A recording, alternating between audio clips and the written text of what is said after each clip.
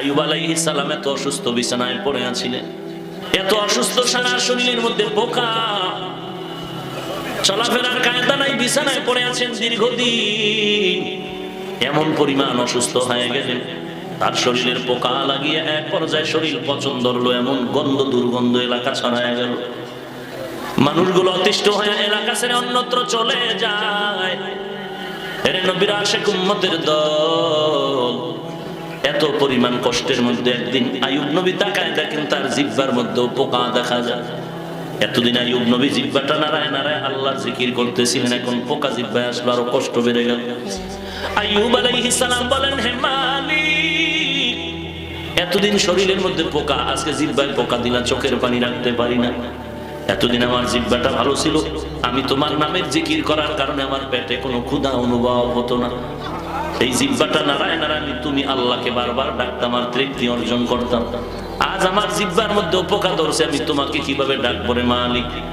এক পর্যায়ে আইয়ুব নবী কাঁদতেছেন, হঠাৎ করে তাকায় দেখেন তার একাধিক বিবিরা লাইনে দাঁড়ায় বলতেছে, আমাদের তালাক দাও, সব মানুষ এলাকা ছাড়িয়া চলিয়ে গেছে, আমরাও চলে যাও।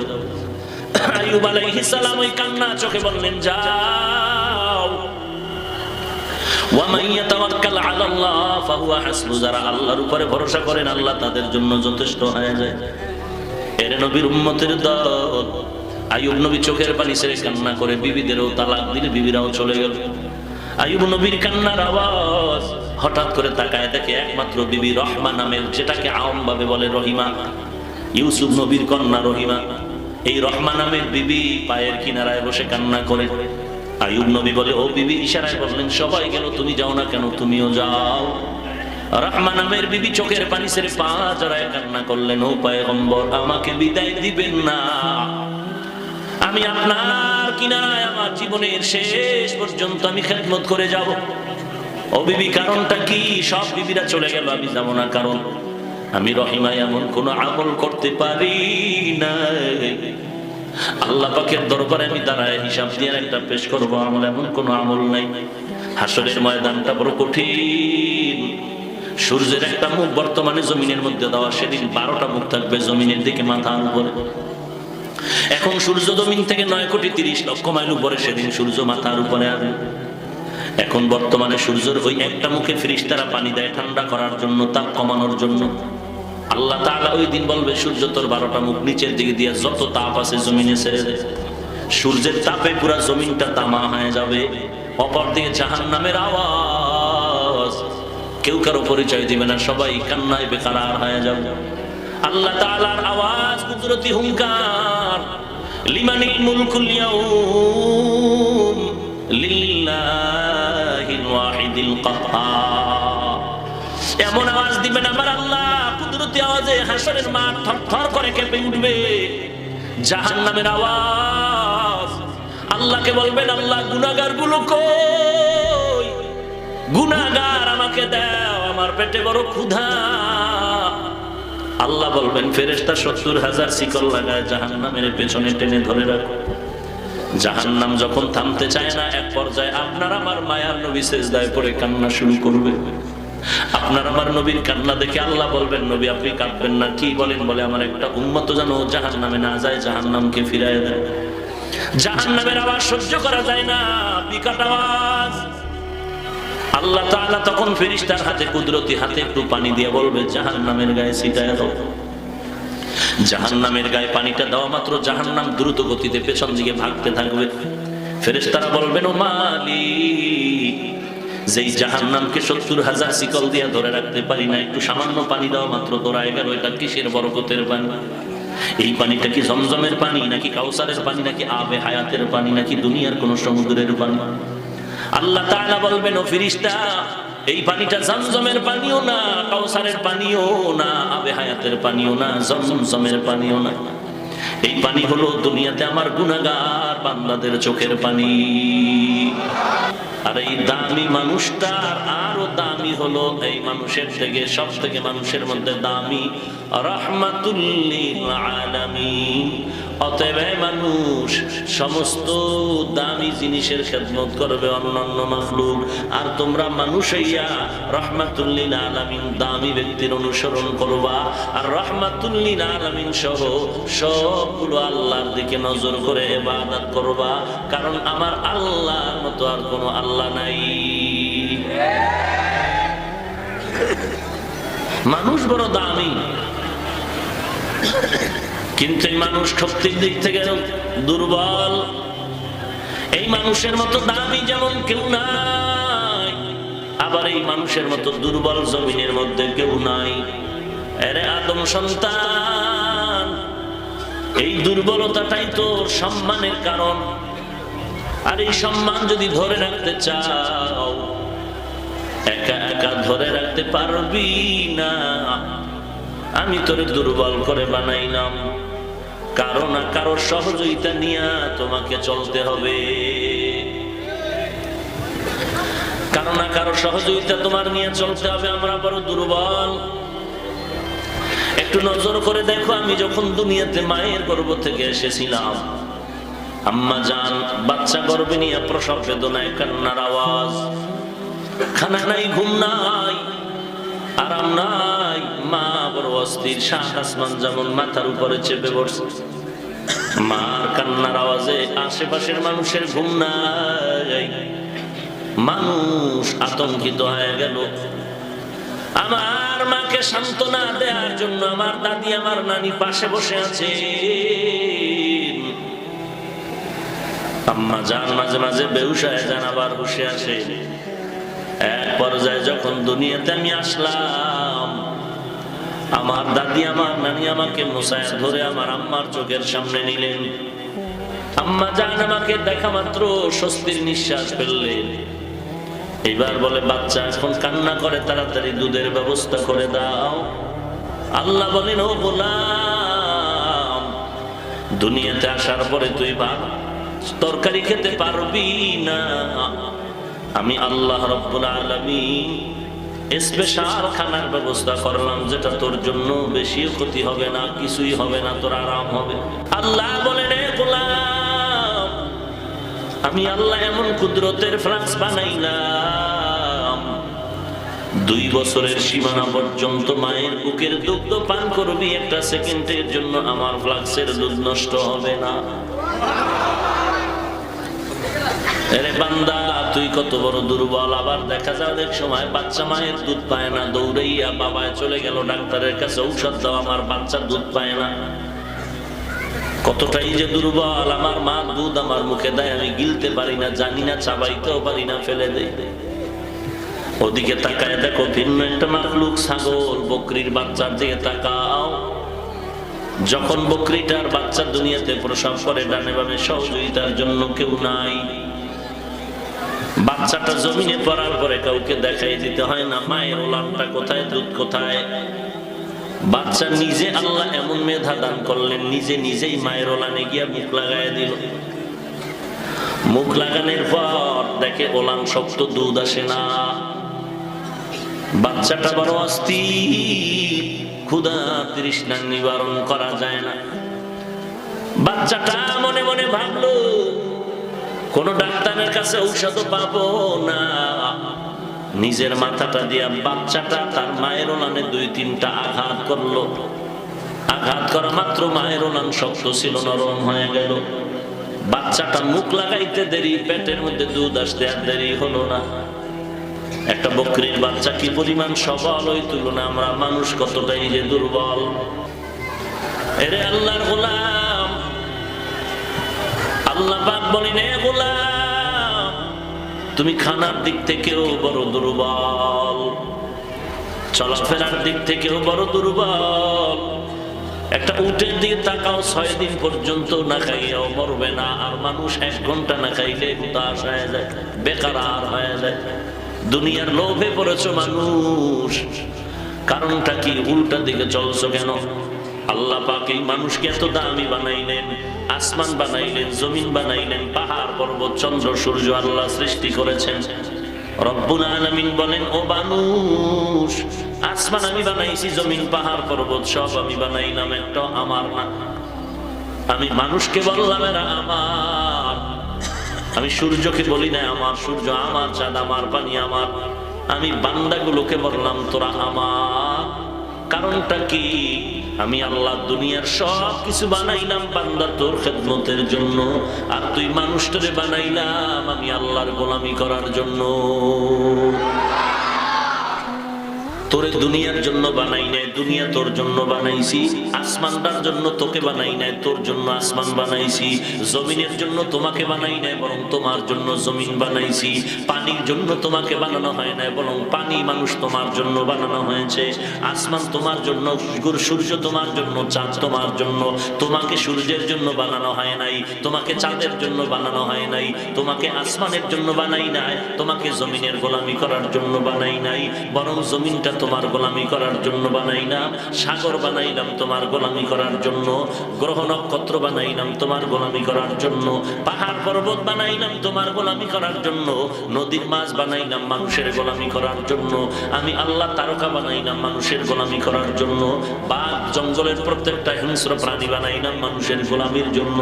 দুনিয়া নামক গ্রহটা মানুষের গোলামির জন্য বানাইছি। এর মানুষ তুই দুনিয়ার পেছনে ঘুরবি না, দুনিয়ার করছিস তুই যাবি না, বরং দুনিয়া তোরে তালাশ করবে, পাহাড় তোরে তালাশ করবে তোর গোলামি, যেহেতু তোর গোলামি করতে চায়। এরে বান্দা তুই দুনিয়ার গোলামি কেন করবি? দুনিয়া তোর গোলামি করবে, টাকা তোর গোলামি করবে, সূর্য তোর গোলামি করবে, আর তোর একটাই কাজ, তুই শুধু আল্লাহর ইবাদত করবি। কিন্তু তুমি আজ দুনিয়ার গোলাম হয়ে গেছো। দুনিয়া তোমার গোলাম ছিল, তুমি এখন দুনিয়ার গোলাম। কেন দুনিয়ার গোলাম হয়েছো? লোভে পড়েছো। আর এই লোভ আবার 3 প্রকারে ভাগ করা আছে। হুব্বে যা, হুব্বে মাল, হুব্বে নিসওয়ান। সম্মানের লোভ, সম্পদের লোভ, যৌবনের লোভ। দুনিয়াওয়ালা কেন টাকার পিছে দৌড়াও? কেন কেন দুনিয়ারে গোলাম, নিজে গোলাম হয়ে গেল দুনিয়ার। 3টা লোভের কারণে দুনিয়ার গোলাম হয়ে গেছে আল্লাহর বান্দাগুলো। আল্লাহর গোলামি বাদ দিয়া দুনিয়ার গোলামি মানুষ কেন করে? 3টা লোভের কারণে। হয়তো সম্মানের চেয়ার পাওয়ার লোভ, সম্মানের চেয়ার পাওয়ার লোভে বান্দা আল্লাহর গোলামি বাদ দিয়া দুনিয়ার গোলামি করে। সম্পদের লোভে পড়িয়া বান্দা আল্লাহর গোলামি বাদ দিয়া দুনিয়ার গোলামি করে। মানুষ মানুষের গোলাম হয়ে গেল। মানুষ টাকার গোলামি করে সম্পদের জন্য, সম্মানের চেয়ারের জন্য। আবার কেউ আল্লাহর গোলামি বাদ দিয়া দুনিয়ার গোলামি করে যৌবনের লোভের জন্য। এই লোভে পড়িয়া নমরুদ ধ্বংস হয়ে গেল, এই লোভে পড়িয়া ফেরাউন ধ্বংস হয়ে গেল, এই লোভে পড়িয়া হামান ধ্বংস হয়ে গেল, এই লোভে পড়িয়া সাদ্দাত ধ্বংস হয়ে গেল, এই লোভে পড়িয়া গাদ্দাফি ধ্বংস হয়ে গেল, এই লোভের মধ্যে পড়িয়া হাজার কোটি বেঈমান ধ্বংস হয়ে গেল, এই লোভের মধ্যে পড়িয়া ইহুদির গোষ্ঠী ধ্বংস হয়ে গেল, এই লোভের মধ্যে পড়িয়া খ্রিস্টানের গোষ্ঠী ধ্বংস হয়ে গেল, এই দুনিয়ার লোভে পড়িয়া বৌদ্ধরা ধ্বংস হয়ে গেল, এই লোভের মধ্যে পড়িয়া হিন্দু ভাইয়েরা ধ্বংসের পথে চলে গেল। আজ মুসলমান আল্লাহর গোলাম হয়ে চলবে, কিন্তু আজ মুসলমান বেঈমানের কাছে কেন মার খাবে? বেঈমানের কাছে কেন মার খায়, লজ্জা পায়, লাঞ্ছিত হয়? একমাত্র কারণ আল্লাহর গোলামি বাদ দিয়া কেন মানুষের দুনিয়ার গোলাম হয়েছ। বরং সব মানুষ তো আল্লাহর গোলাম, এর মধ্যে আবার মুসলমানের গোলাম বেঈমানেরা। কারা? আমি মুসলমান, আমি কার গোলাম? আরো বলো কার গোলাম? আমি আল্লাহর গোলামি করব। 5 বেলার নামাজ পড়তে আমার আধা ঘন্টা করে সময় লাগবে। 5 বেলার নামাজ পড়তে গেলে আমার 2.5 ঘন্টা চলে গেল, 3 ঘন্টা চলে গেল, ওযু ইস্তেনজায় চলে গেল। এরপরে খানা খাইয়ে একটু পেটটা ঠান্ডা করা লাগবে, না খায়া থাকলে ইবাদতে শক্তি পাবো না, এখানেও আমার সময় গেল। এরপরে আমার নামাজের সময়, তেলাওয়াতের সময়, হাঁটতে চলতে উঠতে বসতে আল্লাহর তাসবিহ, আল্লাহর রাসূলের দরুদ সালাম, আল্লাহর জিকির, কোরআনের তেলাওয়াত। 1 ওয়াক্ত নামাজ পড়িয়া, ফজরের নামাজ পড়িয়া কাজ ব্যবসায় নেমে গেলাম। ব্যবসাটাও আল্লাহর গোলামির জন্য করি। কারণটা কি? আমার পেটে চাউল দরকার, ভাত দরকার, টাকা দরকার। টাকা না হইলে আমি চাল কিনতে পারবো না, চাল না হইলে ভাত রান্না করা হবে না, ভাত না খাইলে আমি পেটে ক্ষুধার কারণে ইবাদত করতে পারবো না, আমার টাকা পয়সা না থাকলে সন্তানের মুখে হাসি ফোটাতে পারবো না। এই জন্য বান্দা ফজর পড়িয়া হালাল রিজিকের জন্য দৌড়ায় যায় দোকানে। আবার জোহরের নামাজ হয়ে গেল, বান্দা গোসল করতে করতে সময় কাটিয়া জোহর হয়ে গেল। জোহরের নামাজের পরে আবার খানা, এরপরে একটু সামান্য বিশ্রাম, এরপরে আবার হঠাৎ আসরের আজান হয়ে গেল। আসরের আজানের নাম শুনিয়া নামাজ ওযু ইস্তেনজা করিয়া কোন রকম একটু বসতে না বসতে আবার মাগরিবের নামাজের সময় হয়ে গেল। মাগরিবের নামাজের পরে বান্দা আবার রাতের এশার নামাজ সামনে সমাগত। মাগরিবের নামাজের পরে দোকানের হিসাব মিলাইতে গেল, হিসাবটা মিলাইতে না মিলাইতে এশার আজান হয়ে গেল। এশার নামাজ পড়িয়া আবার বাসায় যাওয়া লাগবে, কারণ ব্যবসার দিয়ে আমার হক আছে। এই হকের পরে আমার সন্তানের হক আদায় করতে হবে, আমার স্ত্রীর হক আদায় করতে হবে। এতগুলো হক আদায় করতে গিয়া আমি আমার ব্যবসা সামান্য, এই দিকে একটু সময় দিয়া আল্লাহর ঘরে হাজিরা দিতে যাইতে হয়। আল্লাহর ইবাদত করতে গেলে আমার মতো বান্দার কাজ না হুন্ডা তৈরি করা, আমার মতো বান্দার কাজ না বাতি বানানো, আমার মতো বান্দার সময় নাই ফ্যান তৈরি করার, আমার মতো বান্দার মুসলমানের সময় নাই আল্লাহর ইবাদতের কারণে মাইক তৈরি করার, আমার মতো বান্দার সময় নাই রাস্তা বানায় দেওয়ার, আমার মতো বান্দার সময় নাই রাস্তায় গিয়া বিদ্যুৎ তৈরি করার। আল্লাহ কয়, ও গোলাম তুই আমি আল্লাহর গোলাম, সব মানুষ আমি আল্লাহর গোলাম, এর মধ্যে যারা মুমিন তারা আমি আল্লাহর কাছে বেশি প্রিয়। তোরা শুধু আমি আল্লাহর গোলামি করবি আর বেঈমানের তোদের গোলাম বানায় দিব। তুই নামাজ পড়বি এটা তোর কাজ, ফ্যান বানানোর কাজ তোর না, এসি বানানোর কাজটা তোর না। তুই শুধু আমি আল্লাহর ইবাদত করবি, আমি আল্লাহর নামাজ পড়বি, সিজদা করবি। আর ফ্যান লাগবে, নামাজ পড়তে গেলে গরম লাগে, তোর ফ্যানের দরকার। নামাজ পড়তে গেলে গরম লাগে, এসির দরকার। নামাজ পড়তে গেলে মসজিদে বাতি লাগবে, বাতি দরকার, বিদ্যুতের দরকার। এগুলোর দিকে সময় দিলে তোর ইবাদতে কষ্ট হবে। তুই সব বাদ দিয়া ইবাদতে দাঁড়ায় যা। আর এই ফ্যান বাতি আর এসি যা লাগবে সব এই কাজগুলো বেঈমানেরা করবে, তোর গোলাম। আল্লাহ তাআলা বলেন, ও দুনিয়ার মানুষ তুমি বড় দুর্বল, তুমি বড় দুর্বল, খানার দিক থেকে দুর্বল, মেধার দিক থেকে দুর্বল। একজন ইঞ্জিনিয়ারকে দেখো একটা 5 তলা বিল্ডিং বানাইছে, বিদেশি ইঞ্জিনিয়াররা একই বিল্ডিং বাঁকা হয়ে গেছে, তাড়াতাড়ি ভাঙ, মেয়াদ শেষ হওয়ার আগেই পুরো মরে যাবে। একজন ইঞ্জিনিয়ার একটা থিওরি দিয়ে বিল্ডিং করে, আর এক ইঞ্জিনিয়ার এসে ভুল ধরেনি। দুনিয়ার মানুষের থিওরিতে ভেজাল। আল্লাহ তাআলা বলেন, রে গোলাম একটু ভালো করে নজর করে দেখ, আমি আল্লাহ কেমন ইঞ্জিনিয়ার বানাইছি মৌমাছিরে। মৌমাছির দিকে তাকায় দেখ, আমেরিকার মৌমাছি আর বাংলাদেশের মৌমাছির বাসা কত সুন্দর বানানো। এক একটা বাসার মধ্যে 20 কেজি মধু থাকে, গাছের ডালার সাথে নিচ দিয়া লাগানো ওই পুরা বাসাটা, খইয়া পড়িয়াও যায় না, কোনো নাটিস্ক্রুপ কিছু নাই। এরপরে ওদের প্রত্যেকটা মধু রাখার বোতলের মুখ খোলা, নিচের দিকে 20 কেজি মধুর একটা ফোঁটাও জমিনে পড়ে না। এরপরে দেখবি ওদের bedroom, drawing room, dining room, bathroom সব আলাদা আলাদা, মধু রাখার জায়গা আলাদা, ঘুমানোর জায়গা আলাদা, বাথরুম আলাদা। একটা রুম আর একটা রুমের সাথে সুতা লাগায় দেখ, এক চুল পরিমাণ ব্যবধান নাই, সব সমান, একই কোয়ালিটি। আমেরিকার মৌমাছির দিয়ে তাকায় দেখ, বাংলাদেশের মৌমাছির বাসার দিয়ে তাকায় দেখ, মনে হয় যেন এরা সব একই ওস্তাদের ছাত্র। চড়ুই পাখি দিয়ে তাকায় দেখো, তাল গাছে বাসা বানাইয়া ওখানে ঘুমায়, ওখানে খায়। এই চড়ুই পাখি, নারিকেল গাছে কেন বাসা বাঁধলি না? চড়ুই পাখি বলে, আমরা চমৎকার গবেষকায় জমিনে আসছি, আমাদের গবেষণার রাডারে ধরা পড়লো নারিকেল গাছ বুলবুল নামের তুফান আনলে ভেঙ্গে যাবে, নার্গিস নামের তুফান আর ঘূর্ণিঝড়ের নারিকেল গাছ আর যত করাই গাছ আছে সব ভেঙ্গে যাবে। কিন্তু যত মহাপ্রলয়ঙ্কারী ঝড় আসুক না কেন, তাল গাছ সহসায় ভাঙবে না। আমাদের নিচ্ছিদ্র নিরাপত্তার জন্য আমরা তাল গাছে বাসা বানাইছি। কি দিয়া বানাইছি? দেখ, এমন সুন্দর ঘাসের কাটা দিয়া, ছোট ছোট অংশ দিয়া, নাড়া দিয়া, খের কুটা দিয়া সুন্দর একটা বাসা বানাইছে তাল গাছের মধ্যে। নিখুঁত। বাচ্চাগুলো থাকার জায়গা আলাদা, নিজেরা থাকার, স্বামী আর স্ত্রী থাকার জায়গা আলাদা। এরে বান্দা, মানুষ তুই কে পরিমাণ দুর্বল, মেধার দিক থেকেও দুর্বল, কথা বলার দিক থেকেও দুর্বল, চলাফেরার দিক থেকেও দুর্বল। এরে বান্দা, এত দুর্বলতা তোর মধ্যে, এই দুর্বলতার মধ্যে বান্দা তুমি একা চলতে পারবা না। অবশ্যই তোমার কারো না কারো সহযোগিতা নিতেই হবে।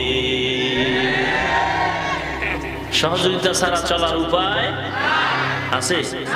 কেউ যদি বলে আমি কারো সাহায্য নিব না, একা একা চলবো, একটা গরিব বললে কিছু সময় চলতে পারবে, কিন্তু কোন ধনী চলতে পারবে না।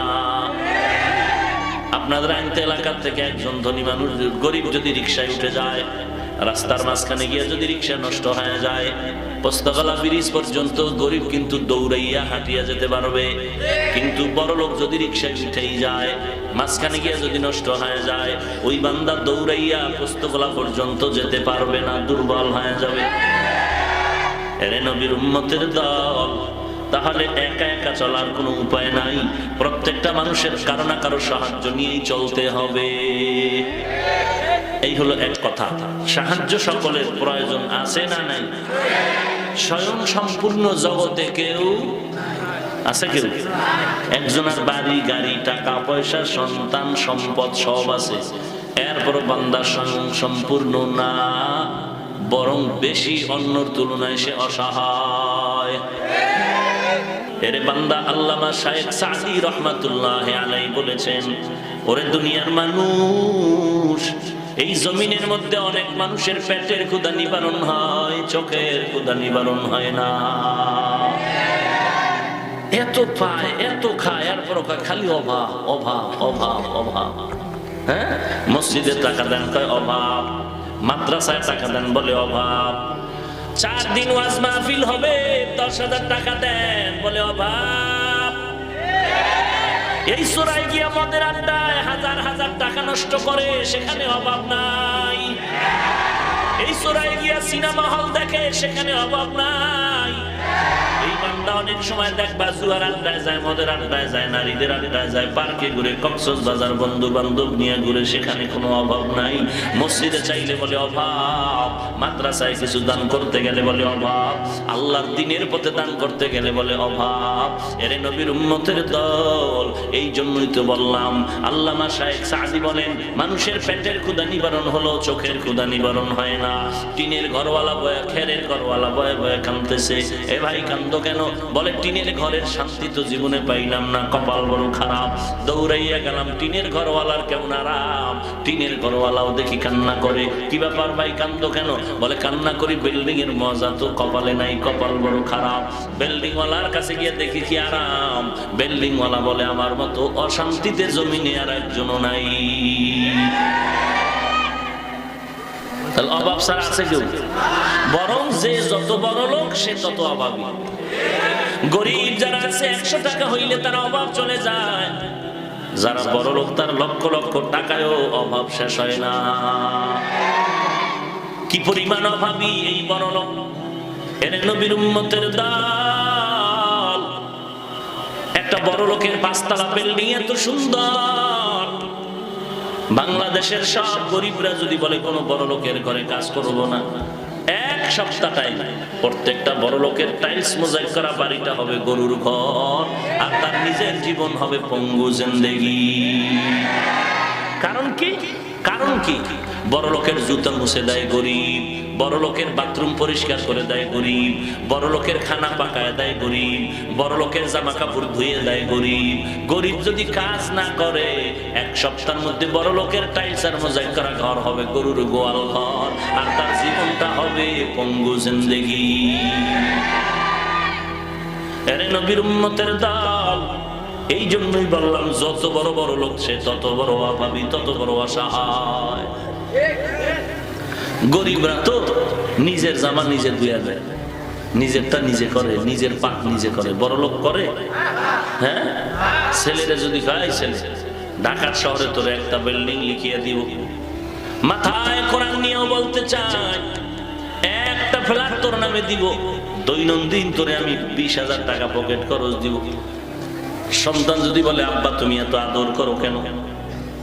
আদর করি এই জন্য, তোর একটা ডিউটি হলো প্রতিদিন আমি বাবার জুতা দুটো মুছে দিই। টাকার লোভে পরে বড় লোকের বাচ্চা 1 দিন 2 দিন হয়তো বাবার জুতা মুছবে, কিছুদিন পর আর ওখানে যাবে না। তাহলে এই বড় লোকের কাজ কারা করে? গরিব। গরিব যদি কাজ বন্ধ করে দেয়, তাহলে বড় লোকের জীবন কি হয়ে যাবে? পঙ্গু হয়ে যাবে। অথচ কি হইল? এই গরিবের সাথে বড় লোক করে জুলুম, ঠিক মতো বেতন দেয় না, এরপরে মারধর করে, গালাগালি করে, কত অত্যাচার। অথচ নিজের ছেলে কাজ করে না, বাবা সব খাইয়া তুষ বানাইতেছে, বাবার কোনো চিন্তাই নেই। নিজের ছেলে মেয়ের জামা লাগবে 1 সেট কিনছে 10 সেট করে, অথচ গরিবের টাকা বেতন না দিলে ঘরের চুলায় আগুন জ্বলবে না, ঈদের বাজার হবে না। ওই বড়লোক নিজের স্ত্রী সন্তানের জন্য মার্কেটিং করলো, শপিং করে ফেললো, যেখানে লাগবে 1 সেখানে 10। কিন্তু গরিব তোমার বেতন না দিলে তার চুলায় আগুন জ্বলে না, বাজার চলে না। ওই গরিবের টাকা ঘুরায়, চাইতে গেলেও ধমক দেয়, মার দেয়। কত গরিবরে ধমকায়, কত গরিবরে অত্যাচার করে। মিডিয়ার যুগ, সবই আজকে ফ্ল্যাশ হয়ে যাচ্ছে। তাহলে অভাবী সবাই দুনিয়ার কি অভাব। 2 নাম্বার গেল অভাব যার নাই, সাহায্য নিতে হবে তার থেকে যার অভাব নাই, পিছুটান নাই, স্বার্থ নাই। এবার তাকায় দেখেন, স্বার্থ নাই এমন একজন বান্দা আছে নাকি? স্বার্থ নাই। পীর সাহেবের স্বার্থ নাই। স্বার্থ মানে মুরিদেরটা খাইয়া নিজের পেট মোবারক তিমি মাছ বানাইছে। নিজেরটা না মুরিদেরটা? মুরিদেরটা খাইয়া বিশাল অট্টালিকা বানাইছে পীর সাহেব, অথচ আল্লাহর কোরআন পড়তে জানে না, হাদিস জানে না। আল্লাহর বান্দাদের সামনে দাঁড়াইয়া 2 রাকাত নামাজের ইমামতি করতে পারে না। এ হইল মাহবুবে সুবহানি আর কুতুবে রব্বানি। 1 ওয়াক্ত নামাজ পড়াইতে পারে না মুরিদের সামনে দাঁড়ায়া। এ হইল মুজাদ্দিদে জামান, আন্তর্জাতিক বেঈমান। বাকি ইশারাতান বলে দিলাম, আমিও পীরের মুরিদ, তুমিও পীরের মুরিদ। তবে মুরিদ হওয়ার মাকসাদ আমি জান্নাতে যাব। পথ চিনি না, পীর চিনাই দিই। কি আমি পথ চিনি না, পথ চিনাই দেওয়ার একটা লোক লাগবে না? এখন কানারে ধরে যদি কে কানার ঘরের কানা, তুই আমার পথটা দেখাই দিত। অন্ধরে যদি কে পথ দেখা পারবে, তোরে দেখাই লইয়া দোনোজন খাদা। কি তো তুমিও মূর্খ, তোমার পীর বদমাশটাও মূর্খ। ও কোরআন পড়তে পারে না, তুমিও কোরআন পড়তে জানো না, তুমিও ইমামতি করতে পারো না, তোমার পীর নামের বদমাশটাও ইমামতি করতে পারে না। তো তোমাকে জান্নাতের পথ দেখাবে কচু, বরং ফাঁকে দিয়া জাদু মন্ত্র দিয়া জিনের খেলা কইরা তোমার সম্পদ নিয়ে গেল তোমার বাবা, নিয়া এরপরে বিশাল অট্টালিকা বানাইছে। আর তুমি আগের ফকিন্নি রয়ে গেল। রাগ করছো? নিজের বউ দিয়া দেয় ফিরে দিলে। আপনি কি মনে করছেন আমি গান লেখায় বলতেছি এগুলো? আল্লাহ হেদায়েত দান করুন। সহজ কথা, যেই পীরে আমার নবীর থেকে তোমার পীর দামি। এই মুসলমান, আমার রসুল থেকে তোমার পীর দামি। বুকের পাটা থাকলে দাঁড়ায় বলতো, এত বড় বেঈমানি সাহস থাকলে দাঁড়া, যে আমার পিসাব মদিনার নবীর থেকেও দামি। সাহস থাকলে দাঁড়া রে কুত্তা, তো দাঁড়াও না, দেখ জুতার বাড়ি কেমনে খাও, দাঁড়া। দুনিয়ার সব পীর, সব নবী, সব সাহাবী এক পালায় দিল, আমার রসুলের মর্যাদার সমান হবে? তো আমার সেই রসুল কি জীবনে ইমামতি করেন নাই? করেছেন মানে রসুল যতদিন ছিলেন আর কেউ ইমামতি করেন। কথা বুঝেন নাই?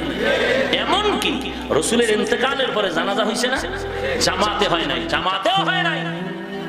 একা একা ফেরেশতারা মানুষ যা যা পারছে করছে। কেন? রসুল থাকতে ইমামতি কারো জন্য হারাম। অতএব রসুল মানুষের দাঁড়ে দাঁড়ে গিয়ে কালেমার দাওয়াত দেন নাই না? খানকায় বয়ে রয়েছে। তোমার পীর বাবায় খানকা ছেড়ে এই আইনটা এলাকায় কোরআন হাতে নিয়ে ওয়াজ করে না কেন? মানুষকে দাওয়াত দিয়া দিনের কথা বলে না কেন? ইমামতি করে না কেন? ভাড়া কইরা মৌলবী রাস্তায় সাইরা পেছ লাগায় কেন?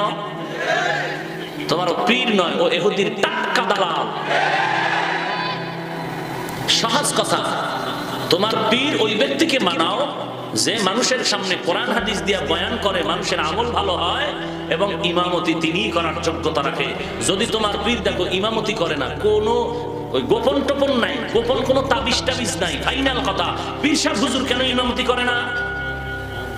যদি কেউ বুঝায় যে না এটা মারেফতের কারবার, তো মারেফতের জুতামারির বেঈমান। ইসলামটা তোর বাবার কেনা সম্ভব? যে তুই দাড়ি না রাখলেও তুই পীর, টুপি না পরলেও পীর, ইমামতি করতে জানবি না তারপর তোরে পীর বলতে হবে? তোর মতো শয়তানকে পীর বললে শয়তান বলবো কাকে? তোর মতো বাটপারের যদি পীর মানতে হয় তো শয়তানরে কি মানবো? এদেশে হক্কানি পীর নাই, সুন্নতের আমলওয়ালা পীর নাই, কোরআন পড়নেওয়ালা পীর নাই, ইমামতি করনেওয়ালা পীর নাই, মানুষের কাছে গিয়া কোরআন হাদিসের বয়ান করনেওয়ালা পীর নাই। এগুলো চোখে বাজে না তোমার? গাঞ্জা খাইতে হেন যাও কেন? হ্যাঁ, ল্যাংটার দরবারে গাঞ্জা খাইতে যাও কেন? কারণ কি?